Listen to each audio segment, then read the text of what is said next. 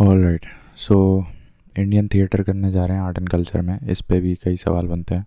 तो देखो, इंट्रोडक्शन में ये याद रख सकते हैं कि एक है जोगीमारा केव और एक है Sita Bena caves. So these are world's oldest amphitheatres. ठीक है, Jogimara as well as Sita Bena caves. Jogimara as well as Sita Bena caves, these are two world oldest amphitheatres. Oldest treaties for theatre art, तो इसमें भरत मुनि नाट्य शास्त्र होगा। ये ट्रीटाइज, हाँ ठीक है, ये इसका टाइम याद रखना ज़रूरी है, 200 BC से 200 AD के आसपास। फिर संस्कृत थिएटर नाम की कोई भी, ये भी एक चीज़ होती है। जैसे एक है लोकधर्मी और एक है नाट्यधर्मी। ठीक है, तो इसमें बस ये दो नाम याद होने चाहिए, Lokadharmi as well as Natyadharmi. These are terms related to Sanskrit theatres. फिर कुछ हिस्टोरिकल राइटर्स हैं और उनके द्वारा लिखे गए प्ले के नाम्स, जैसे कि अश्वघोष। तो अश्वघोष ने क्या लिखा था? सरिपुत्र कराना। केवल सरिपुत्र कराना, सरिपुत्र भी याद रखोगे तो भी पकड़ लोगे कि ये एक नाट्य है जो कि अश्वघोष ने लिखा था। अश्वघोष ने बुद्ध चरित भी लिखा था, but that was a book, where Sariputra Karana is the name of a play. Shudraka की बात करें तो ये मृच्छकटिका, ये हम लोग जानते हैं। कालिदास की बात करें तो ये मालविका अग्निमित्रम और अभिज्ञान शकुंतलम और विक्रम मोर रसिया और उर्वशी। ठीक है, एक ये नाम भी याद रखो, ये भी कालिदास ने लिखा है। बाकी तो हम लोग जानते हैं, मालविका अग्निमित्रम, शकुंतलम और विक्रम मोर रसियम, और एक उर्वशी भी याद रखो, that is a play written by Kalidasa. Bhavabhuti की बात करें तो ये महावीर चरित लिखे हैं। ठीक है, भावभूति, महावीर चरित। देन विशाख दत्ता ने मुद्र राक्षस लिखा है और हर्षवर्धन ने रत्नावली लिखा, ये हम लोग ऑलरेडी जानते हैं। ठीक है, तो ये कुछ प्लेस हो गए। फिर से बता दे रहे हैं कि यहाँ पर नया हमने जाना भावभूति का, महावीर चरित, और यहाँ उर्वशी देखा कालिदास का। बाकी सरिपुत्र कराना ये अश्वघोष ने प्ले लिखा था। ना रूल्स, क्लासिकल थिएटर में कुछ रूल्स होते हैं, जैसे कि 4 to 7 एक्ट्स होते हैं पूरे थिएटर में। एक थिएटर में 4 to 7 एक्ट्स होते हैं and must have a happy ending. इसमें हैप्पी एंडिंग ज़रूरी है और इसमें मेल परफॉर्मर्स का ज़्यादा बोलबाला रहता है। Well defined opening, progression, pause and conclusion, मतलब काफ़ी सेग्रीगेटेड पोर्शंस रहते हैं। जैसे ओपनिंग हो गया, फिर प्रोग्रेशन, फिर पॉज और फिर कंक्लूजन। ठीक है, जैसे कि वो मूवी देखे थे प्रेस्टीज क्रिश्चियन बेल की, उसमें उसने इंट्रो में ही समझाया था कि कैसे 3 हिस्सों में बटा होता है कोई भी एक्ट या प्ले या मैजिक ट्रिक। ठीक है, उसी तरह से यहाँ पे opening, progression, pause and conclusion, male performer, must have a happy ending and 4 से 7 प्लेज होना ज़रूरी है। ठीक है, moving on. Now similarly there are certain features, इसको भी उसी हेडिंग में आप लिख सकते हो, रूल्स वाली हेडिंग में। तो जैसे कि pre play rituals are must, तो कुछ प्री प्ले रिचुअल्स भी होते हैं स्टार्ट होने से पहले, और इनिशिएटेड विद डेटी वर्शिप, तो उसको भी मान सकते हो कि प्री प्ले रिचुअल के तौर पे कोई किसी डेटी को वर्शिप किया जाता है। सूत्रधार set timing for the drama, तो ये एक व्यक्ति होते हैं जो कि थिएटर में कुछ इनका रोल होता है काम करने का, पर्दा वर्दा खोलने वोलने बंद करने का। तो ऐसा मान सकते हो, एग्जाम्पल दे रहे हैं, तो इस व्यक्ति को सूत्रधार कहते हैं। ही नेविगेट्स द प्ले, ठीक है, and he sets the time for drama. तो setting the time for each drama, that is done by Sutradhar. Then theater has a capacity for at least 400 persons and the theaters are usually 2-storied buildings. Now reasons for the decline of Sanskrit theater, जैसे हमने लोक क्या देखा था ऊपर, लोकाधर्मी and नाट्यधर्मी। तो अगर हम ये दो चीज़ बताएं तो लोकधर्मी और नाट्यधर्मी का डिक्लाइन क्यों हुआ?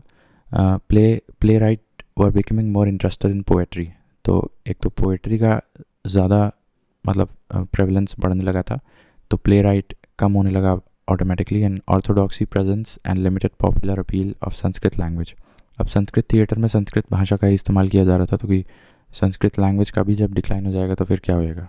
ऑर्थोडॉक्सी प्रेजेंस, मेरे ख्याल से ये ब्राह्मणिकल कल्चर को ज़्यादा प्रमोट कर रहे थे, जिसकी वजह से, नहीं ब्राह्मण्स तो संस्कृत में करेंगे ना प्रमोट। एनीवेज, जस्ट इतना रीज़न याद कर लो कि एक तो पोएट्री का आगमन हो रहा था और orthodoxy presence as well as the decline of appeal of the Sanskrit as a language. तो उसकी वजह से भी संस्कृत थिएटर सच एज लोक क्या नाम है यार इसका, नाट्यधर्मी और लोकधर्मी जैसे संस्कृत थिएटर्स का पतन हो रहा था। Dominance of regional and vernacular language, regional and vernacular language का डोमिनेंस हो रहा था। तो फिर arrival of Muslim led to promotion of Persian language, ये भी एक रीज़न मान सकते हैं। अब फोक थिएटर की बात करें, कॉमन पीपल ओरिएंटेड होता है, सिंपल लैंग्वेजेस और depicting local lifestyle, customs and traditions. तो फोक थिएटर्स भी होते हैं जो कि बहुत ही लोकल होते हैं, local culture, tradition, lifestyle, language वगैरह को दर्शाते हैं। और सिंपल लैंग्वेजेस होती हैं और कॉमन पीपल, जन जन लोगों को दिखाया जाता है फोक थिएटर में। अब सारे क्वेश्चंस यहाँ से बनते हैं। जैसे फोक थिएटर में अब हम लोग टाइप्स ऑफ देखेंगे, टाइप्स ऑफ फोक थिएटर। तो पहले नंबर पे आता है रिचुअल थिएटर, फिर एंटरटेनमेंट थिएटर, और फिर थिएटर ऑफ साउथ इंडिया, ठीक है, और मॉडर्न इंडियन थिएटर, ठीक है। तो ये 4 हेडिंग्स हमको देखनी है। अब जैसे इसमें पहला है टाइप्स ऑफ फोक थिएटर में रिचुअल थिएटर, फेमस ड्यूरिंग भक्ति मूवमेंट। ये भक्ति मूवमेंट के समय रिचुअल थिएटर काफ़ी प्रोमिनेंस में आए थे। जैसे कि एक है नेम ऑफ द प्ले रम्मान, तो ये गढ़वाल उत्तराखंड में फेमस है, रम्मान नामक प्ले। और ये कोई देवता हैं, भूमि ताल देवता, उनको डेडिकेटेड है, और ये UNESCO intangible cultural heritage list में भी इंक्लूडेड है, रम्मान उत्तराखंड। फिर रामलीला, ये उत्तर प्रदेश में फेमस है और श्री राम को डेडिकेटेड है, इसमें भी performance is done by a male actor. फिर कला की बात करें तो ये असम में फेमस है, और ये वैष्णवाइट कल्चर को प्रमोट करने के लिए बनाया गया था, कला इन असम। और ये ग्रुप परफॉर्मेंस होती है, कला इन असम, वैष्णवाइट कल्चर के लिए। अंकिया नाट भी असम हम पढ़ चुके हैं। ये कृष्ण थीम को प्रमोट करने के लिए और ये भक्ति के समय स्पेशली स्टार्ट हुआ था, अंकिया नाट। रासलीला की बात करें तो ये गुजरात और मथुरा रीजन में होता है, और कुछ उत्तर प्रदेश रीजन में भी होता है, वेस्टर्न। तो ये कृष्ण और राधा की स्टोरीज़ को प्ले किया जाता है, परफॉर्म्ड स्पेशली ड्यूरिंग जन्माष्टमी, रासलीला। और भूत की बात करें तो ये कर्नाटका में प्ले किया जाता है to celebrate the dead ancestors, ठीक है। तो ये हो गया कुछ रिचुअल थिएटर्स। उसके बाद एंटरटेनमेंट थिएटर में ये ज़्यादा सेक्युलर हैं, जैसे अभी हम लोग कृष्ण और राम और भूमि ताल देवता। तो अभी वहाँ पे तो एक एंगल था कि there is a religious icon to be worshipped, but now entertainment theatre में सेक्युलर हो जाता है। जैसे कि एक है भवई, तो ये गुजरात में एक प्ले का नाम है, और ठीक है, भवई इज़ इन गुजरात, बस इतना इंपॉर्टेंट है। फिर 10 कथिया, ये उड़ीसा में है, जैसे 10 कथिया उड़ीसा में है, और ये सोशल और रिलीजियस है। Musical instrument called Kathia is used in Orissa in this play. फिर गरोडाज, ये गुजरात में है, और ये कम्युनिटी है वहाँ पे रहती है, गरोडा कम्युनिटी ऑफ गुजरात, जो कि गरोडा प्ले करती है। फिर जात्रा हम लोग जानते हैं, ये उड़ीसा में होता है, और ये पॉपुलराइज्ड बाय श्री चैतन्य महाप्रभु, जात्रा इन उड़ीसा, ठीक है। फिर करियाला, ये हिमाचल प्रदेश में बनाया जाता है, फेयर नहीं है ये, मतलब नाट्य है। तो विलेज फेयर एंड फेस्टिवल के ही अंतर्गत ये करियाला नामक नाट्य किया जाता है, परफॉर्म्ड इन ओपन थिएटर। अब ये माक है, MAACH, ये मालवा मध्य प्रदेश में बनाया जाता है, मतलब दर्शाया जाता है ये माक, मध्य प्रदेश मालवा रीजन में। और इसमें डायलॉग्स कॉल्ड एज रेंजर दोहाज, ठीक है, रेंजर दोहाज, ये मध्य प्रदेश में माक नामक नाट्य से दर्शाया जाता है, मालवा रीजन ऑफ मध्य प्रदेश में। फिर नौटंकी की बात करें तो ये नॉर्थ इंडिया ड्रामा प्ले, और ये नॉर्थ इंडिया ऐसे बोल दिया है, but I think it is in UP, एक बार कंफर्म कर लेना। ये इसका जिक्र ऐन अकबरी में भी किया गया है, नौटंकी का। पोवाड़ा, ये महाराष्ट्र में है, और ये शिवाजी के वेलर में दर्शाया जाता है। इसमें कुछ गीत भी होते हैं जो कि sung by folk musician Gondhalis and Shahirs. तो इनका नाम इंपॉर्टेंट है, Gondhalis and Shahirs belong to Powada natya of Maharashtra, which is conducted in the valour and name of Shivaji. फिर स्वांग की बात करें तो ये हरियाणा और पंजाब में है, और ये वर्नाकुलर में ही होता है, स्वंग। तमाशा भी महाराष्ट्र में होता है, जस्ट लाइक पोवाड़ा, ठीक है। और ये इसमें इरोटिक कंटेंट होता है तमाशा में, मेनली परफॉर्म बाय फीमेल्स, ठीक है। उसके बाद विल्लापट्टू, ये डेक्कन में मनाया जाता है, विल्लापट्टू, ठीक है।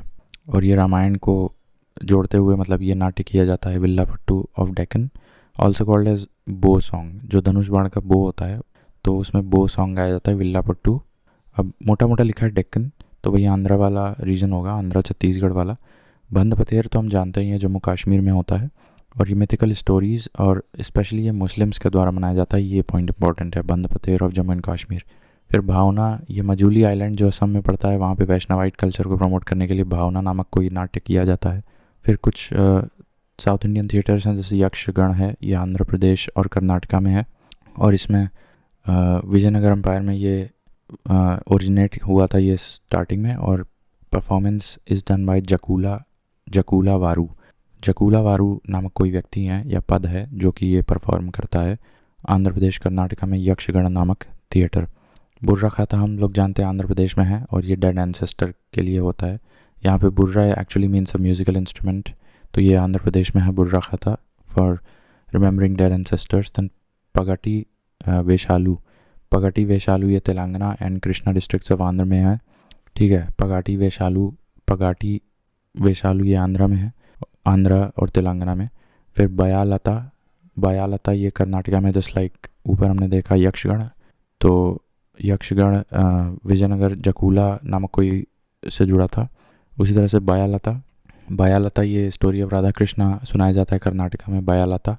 फिर थैयम, THEYYAM, थैयम ये केरला में होता है, ठीक है। और कलरफुल हेड गियर्स पहना जाता है थैयम में, और इसमें एंसेस्टर्स वैष्णविज्म, शक्तिज्म एंड शैविज्म तीनों को प्रमोट किया जाता है। कृष्णाट्टम ये केरला में होता है, ये लाइफ स्टोरी ऑफ कृष्णा सुनाया जाता है और ये 8 दिन का कार्निवल होता है। फिर कुरावंजी, कुरावंजी ये तमिलनाडु में होता है। तो देखो यहाँ पे सवाल फ्लिप कर सकता है कंफ्यूज।